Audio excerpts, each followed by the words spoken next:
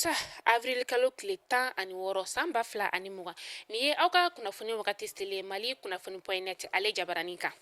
Coronavirus banakisɛ kɛlɛli la ministri min n'ale ɲɛsinin don an ka bolimafɛn kɔlɔsili ma a ye sɛbɛnfura bɔ min n'ale bɛ tali kɛ an ka sotarama bolilaw taxi bolilaw fo ka taa se dugutaga mobiliw ma ko waleya min n'a y'a ta k'a tɛ ka labato hakilila jiginna ministri tun y'a fɔ jumadon marisi kalo tile 27 san 2020 ko sotarama kɔnɔlaw ko maaw ka furancɛ kelen-kelen don u ni ɲɔgɔn cɛ taxi kɔnɔlaw kana tɛmɛ mɔgɔ saba kan ani bolimafɛn tɔw tile 10 laɲini in kɔfɛ ministri y'a yira k'a fɔ ko nin waleya in si tɛ ka labato sotarama bolilaw ka fɔ la ko yanni ministri tun ka nin waleya in ta k'a tun ka kan ka dɔbɔ taji sɔngɔ la fɔlɔ ani tuguni olu ka eresɛti sɔngɔ la ko nin bɛɛ kɔfɛ u bɛ segin so joona tuguni ko nin kelen don waleya ye waleya min n'a kelen bɛ k'olu degun kosɛbɛ.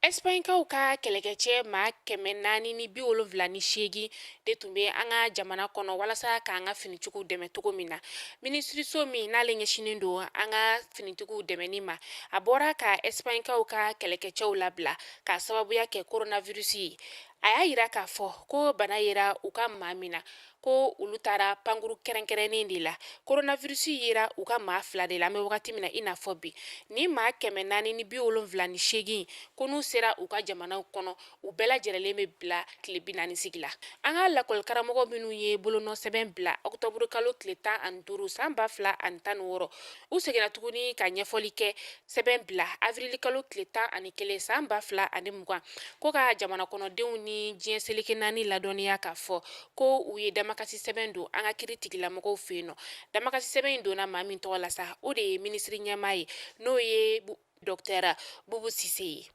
damakasi sɛbɛn in doni kun ti dɔwɛrɛ ye ko Dr Boubou Cissé k'ale kelen don k'an ka ekɔli karamɔgɔw ka sara tigɛ kabini marisi kalo tile 23 san 2020 an ka lekɔli karamɔgɔw y'a yira k'a fɔ ko u dalen don an ka kiri tigilamɔgɔw la walasa u bɛ se ka dansigi kɛ nin waleya jugu min kelen don ka ta k'u sɛgɛrɛ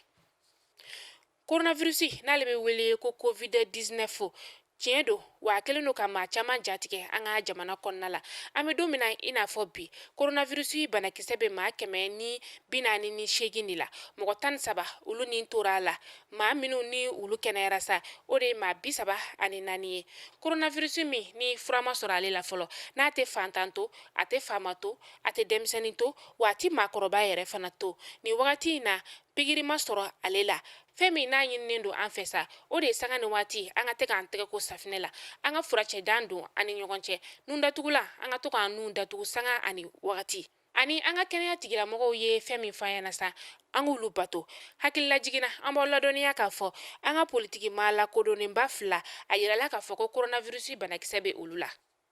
kɔkan kibaru ni ale bɛ an ka bi kunnafoni datugu kɔdivarikaw fɛ yen nɔ u bɛ ka togo sugu bɛɛ kɛ walasa k'u ka kasoladenw lakana togo min na coronavirus banakisɛ ma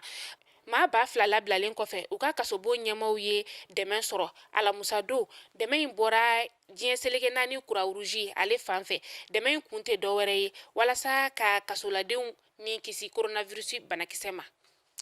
nin bɛ dansigi an ka bi kunnafoni na Mali kunnafoni.net ale jabarani kan aw ni ce aw ka lajɛliko ɲuman na aw k'an bɛn diɲɛ waati wɛrɛ